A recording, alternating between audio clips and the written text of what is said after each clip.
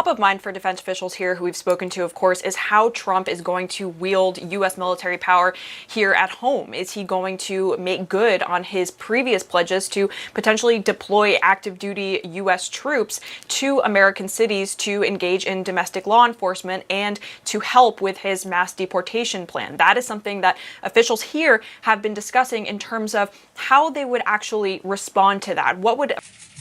But we will not compromise our values or our integrity, or our principles. We did not expect this result, but we are prepared to respond to this result. Señores, el Pentágono, el Centro de Defensa de los Estados Unidos. Al parecer están en alerta máxima. Han estado organizando reuniones urgentes.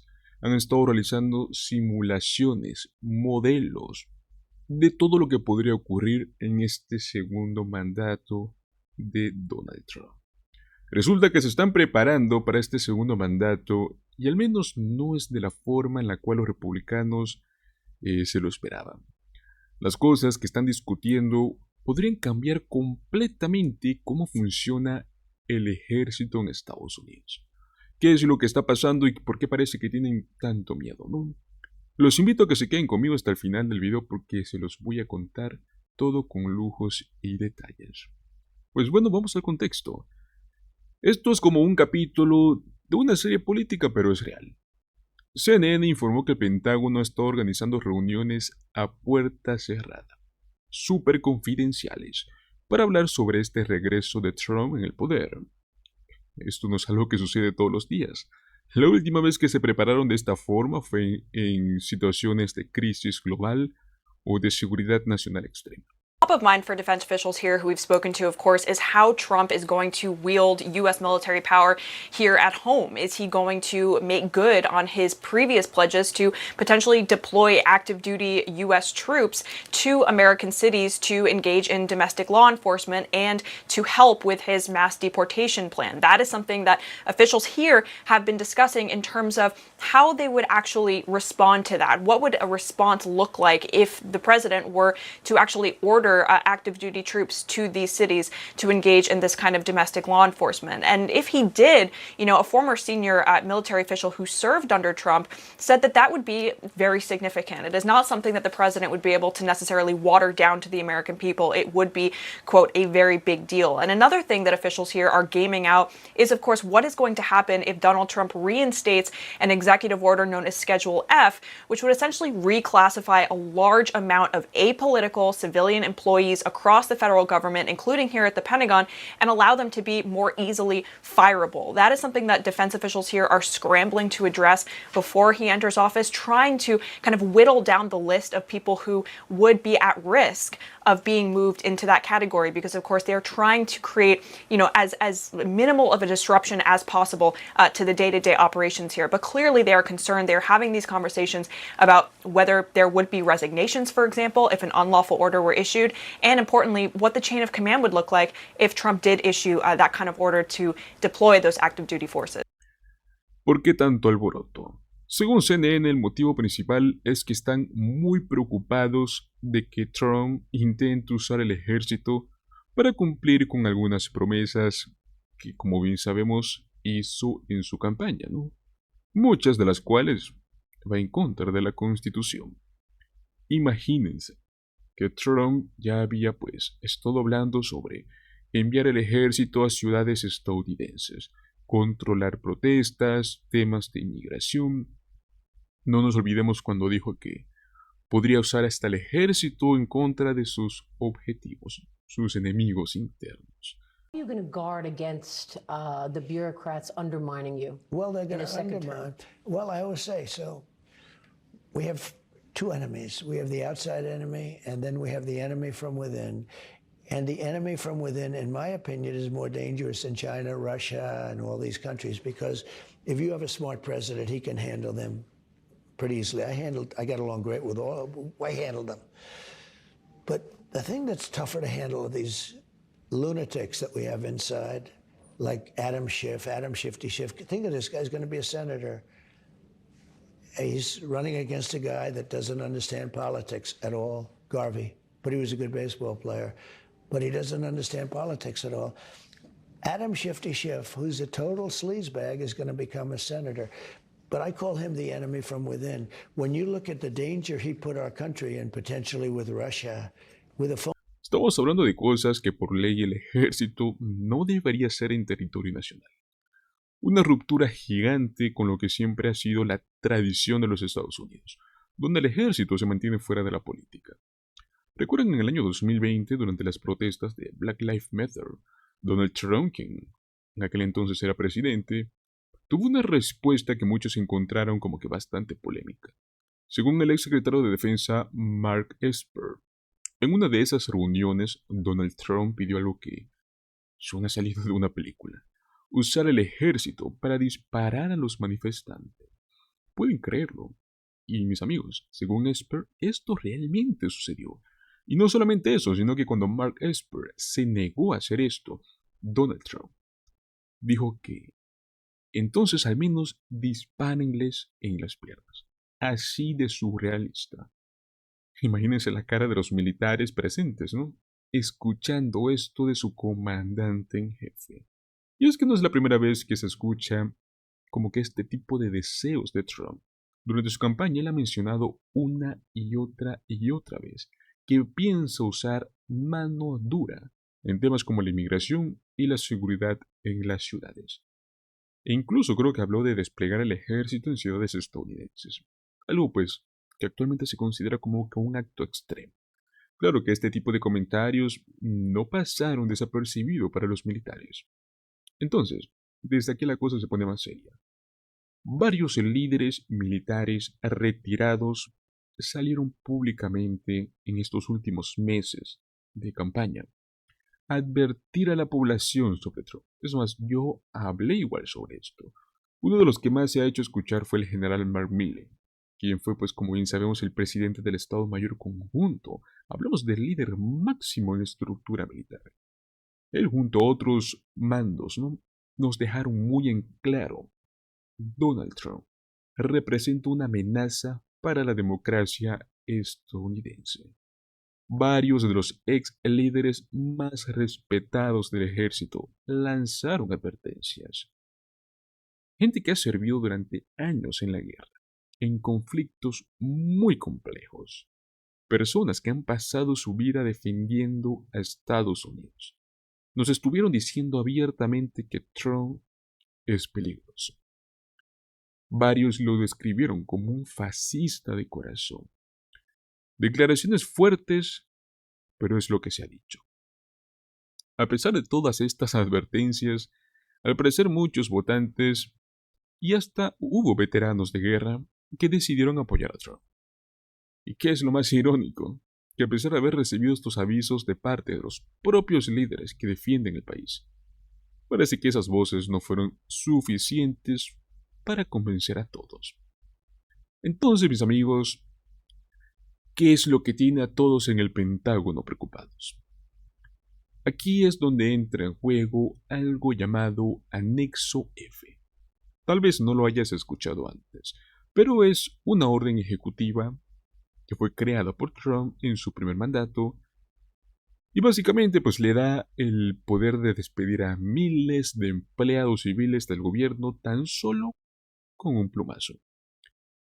Donald Trump regresa al poder, vuelve a activar el Anexo F y esto permitiría que personas que trabajan en agencias federales como el Pentágono puedan ser despedidas fácilmente.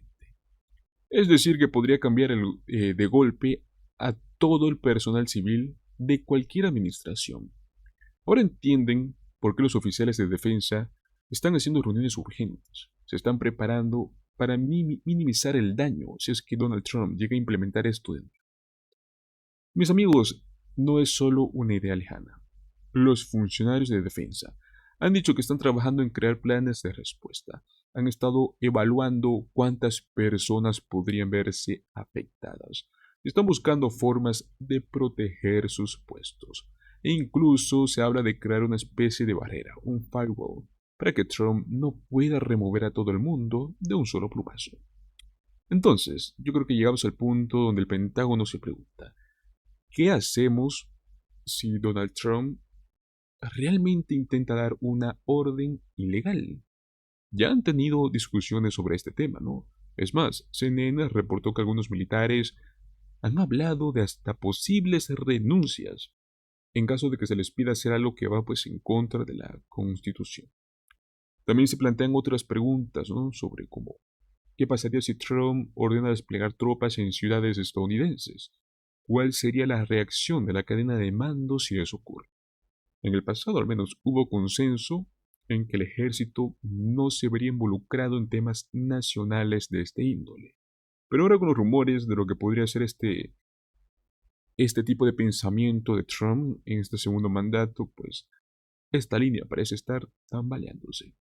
Un exfuncionario describió la situación como algo muy serio, algo que según sus palabras no podría pasar desapercibido.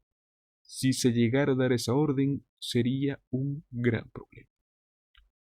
Amigos, hablamos de una situación sin precedentes, donde el ejército de los Estados Unidos podría ser hasta la última barrera para proteger la democracia en Estados Unidos. Yo creo que lo que muchos se preguntan es, ¿estamos realmente en un punto donde el ejército podría tener que tomar decisiones cruciales para poder mantener la democracia? Imaginen, como les dije, el Pentágono usando simulaciones, modelos, reuniones de emergencia, solo para saber cómo van a enfrentarse a las órdenes que Donald Trump podría tomar. Vamos pasando al siguiente tema, que tenemos mucha información que hablar el día de hoy. Hablaremos un poco sobre Letitia James, ¿no? Fiscal de Nueva York que ha contraatacado rápidamente a Trump luego de las elecciones. ¿Cómo es que Letitia James, una fiscal del estado de Nueva York, ha terminado pues en esta batalla contra Donald Trump? Bueno, para esto yo creo que debemos de retroceder un poco en el tiempo. Vamos al año 2018. Letitia James asumió el cargo de fiscal general del estado y dejó muy claro que no tendría miedo ni favoritismos a la hora de hacer cumplir la ley, incluso si eso significaba enfrentarse al mismísimo Donald Trump. Desde ese momento, pues, se convirtió en esta verdadera pesadilla para el expresidente. En su campaña para el cargo prometió que investigaría a Trump y a su organización que tenían como que este historial turbio de negocios y de supuestas evasiones fiscales. No pasó mucho tiempo antes de que se cumpliera esa promesa. Si no me equivoco, fue en el año 2022. Logró que un juez dictara una sentencia multimillonaria en contra de Trump por prácticas fraudulentas, las cuales nos databan de años atrás. Hablamos de 450 millones de dólares. Literalmente, pues, Letitia James salió en una conferencia de prensa diciendo que en Nueva York no importa cuán poderoso seas, si rompes la ley, te haremos responsable. Today, justice has been served. Today, we prove that no one is above the law. No matter how rich, powerful, or politically connected you are, everyone must play by the same rules. We have a responsibility to protect the integrity of the marketplace. And for years, Donald Trump engaged in deceptive business practices and tremendous fraud. Donald Trump falsely, knowingly, inflated his net worth by billions of dollars to unjustly enrich himself, his family, and to cheat the system. Donald Trump may have authored the art of the deal, but he perfected the art of the steal. Ahora, si se preguntan cómo es que logró esto, la respuesta está en su enfoque implacable, en su capacidad para reunir un equipo legal de primer nivel, y lo cual pudo demostrarlo, ¿no? Con pruebas contundentes. Donald Trump habría inflado el valor de las propiedades para poder obtener préstamos, obtener beneficios fiscales. Ahora bien, ¿por qué todo esto está ocurriendo en Nueva York? Aquí hay algo muy importante que debemos comprender. El estado de Nueva York le otorga al fiscal general un poder inmenso para investigar fraudes y proteger a sus ciudadanos de prácticas abusivas. Entonces, Letitia James ha utilizado cada herramienta a su disposición para llevar a cabo su misión. Ella se presentó junto a la gobernadora de Nueva York, Katie Hochul, en una conferencia de prensa donde reafirmó su compromiso de enfrentar cualquier tipo de represalia o intimidación por parte de Trump y de su séquito. ¿Qué fue lo que dijo? Estamos listos para lo que venga. Y no es solo Nueva York, sino que también tenemos a otros estados como California, Illinois, Oregon, estados que se están reuniendo en esta lucha para defender lo que consideran como los derechos fundamentales de sus ciudadanos. And lastly, I congratulate the President-elect Donald Trump. And if possible, we will work with his administration. But we will not compromise our values or our integrity or our principles. We did not expect this result, but we are prepared to respond to this result. And my office has been preparing for several months because we've been here before. We faced this challenge before, and we used the rule of law to fight back. And we are prepared to fight back once again.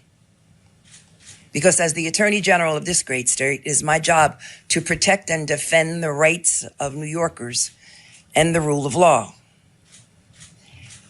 And I will not shrink from that responsibility.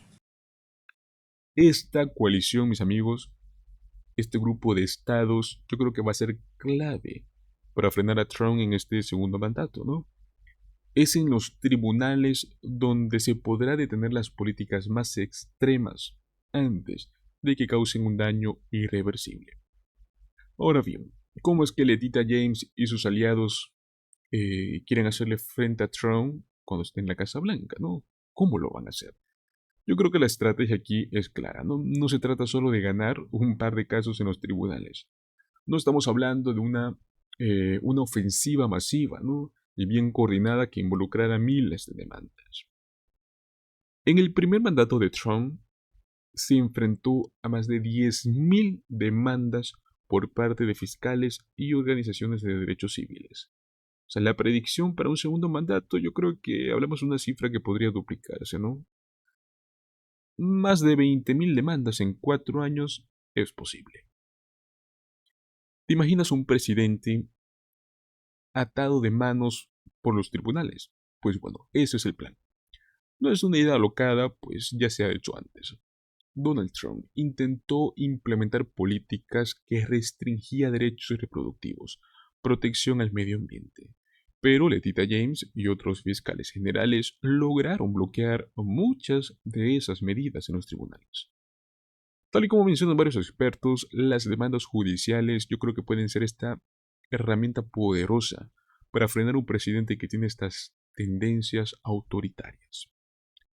Pero bueno, pues ¿quién es realmente Letitia James, no? Toquemos un poco ese tema. Yo creo que muchos de ustedes quizás no la conozcan, al menos no en profundidad, así que vamos a dedicar también un poco de unos cuantos minutos para poder entender quién es esta mujer que al parecer está cambiando las reglas del juego en la política estadounidense. Es una neoyorquina considerada como de pura cepa, ¿no? Conocida por su trabajo como defensora en los derechos civiles antes de convertirse en fiscal general. Desde que asumió el cargo ha dejado claro que su misión es defender a los más vulnerables y enfrentar a los más poderosos que abusan de su influencia. Letitia James podría ser como que, bueno, sería alocado decirlo, pero nunca se sabe, ¿no? Podría ser esta candidata presidencial en el futuro. Una tasa de éxito del 80% en sus demandas contra Trump. Yo creo que no cabe la duda, ¿no? Que tendría la tenacidad y el carisma, tal vez, ¿no? Para llegar lejos. Algo contraproducente, pero bueno, todo puede pasar. Esto yo creo que nos lleva a una cuestión más amplia, ¿no? ¿Qué significa todo esto para el futuro de los Estados Unidos? Estamos hablando de figuras como Gavin Newsom, Gretchen Whitmer, Letitia James, están emergiendo líderes, ¿no?, que podrían enfrentarse a Trump y a sus aliados en estos próximos 4 años. Yo creo que el panorama político se ha estado transformando mucho. Los fiscales generales como Letitia James, ¿no?, serán esta primera línea de defensa en este posible alocado segundo mandato de Trump, ¿no? Se sugiere que los tribunales seguirán siendo este campo de batalla clave donde se va a decidir el futuro de la política, al menos de lo más polémico en el país. Como podemos ver, amigos, yo creo que está claro que hay gente como ella, ¿no?, como Letitia James, que no se va a rendir en esta misión de frenar a Trump, de proteger los derechos no solo de los ciudadanos en Nueva York, sino de todo el país. Pero bueno, ahora quiero saber qué piensan ustedes, ¿no? ¿Creen que Letitia James y otros fiscales podrán mantener a Trump bajo control cuando esté en la Casa Blanca? ¿O piensan que Trump logrará superar estos desafíos legales? Y pues bueno, saldría victorioso una vez más. Vayan dejándome sus comentarios, sus opiniones, mientras seguimos desarrollando las noticias. Señores, quiero que hablemos un poco sobre Donald Trump y esta extraña conexión, este extraño vínculo que tiene con Sean O'Brien. Empecemos por lo básico. ¿Quién es O'Brien? Actualmente, él es el que lidera el sindicato de los Teamsters y ha sorprendido a muchos con sus conexiones con Donald Trump. Yo creo que esto no es un secreto, ¿no? Hay fotos, hay videos de O'Brien junto a Trump en eventos muy exclusivos en Mar-a-Lago. Pues bueno, yo creo que esto no deja mucho a la imaginación. Pero ¿qué es lo que lo hace tan polémico? O'Brien, como líder sindical, es la persona que debería estar al lado de los trabajadores, no de los políticos, no de las personas que han atacado los derechos laborales durante años. En su discurso en la Comisión Nacional Republicana, O'Brien parecía casi justificar el apoyo a Trump al argumentar que ambos partidos no siempre benefician a los trabajadores. Sin embargo, mis amigos, hay un pequeño problema con esa afirmación. Bajo la administración de Donald Trump, los derechos de los trabajadores sufrieron un golpe tras otro. Desde atacar a la Junta Nacional de Relaciones Laborales hasta poner obstáculos para que los trabajadores puedan organizarse en sindicatos. O sea, creo que a todos les ha quedado claro que Trump no es precisamente el mejor amigo de los trabajadores, ¿no? Entonces, ¿por qué este señor, que encima es el presidente del sindicato más grande de los trabajadores, decidió apoyarlo? Sean O'Brien incluso llegó al extremo de no respaldar a la administración de Biden y hasta de Kamala, a pesar de que Biden ha demostrado que es un presidente pro sindicato, ¿no? Creo que de los más pro sindicatos que hemos visto. O sea, en lugar de celebrar los logros que han conseguido con la administración actual para los trabajadores, O'Brien prefirió guardar silencio. Ahora hablemos un poco de los hechos.